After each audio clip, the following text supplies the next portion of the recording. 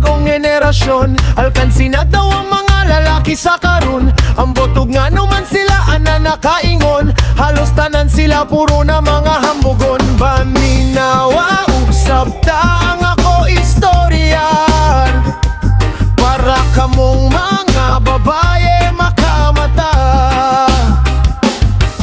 Ang babae o lalaki murag usa ka tasa nga kape. Tasa ang lalaki o kape, ang babae, oh yeah! Kung imnon sa tanan o puli-pulihan,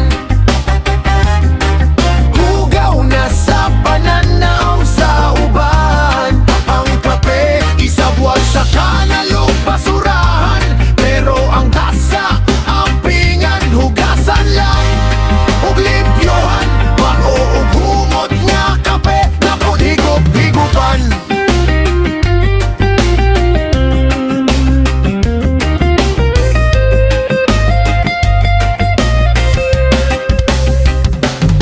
Nakasulat sila sa balaan nga Biblia, sa paraiso lugar sa Mesopotamia. Panahon pa ni Adan ug ni Eva, mga babae ang unang nakasala. Kay gitintal sila sa yawa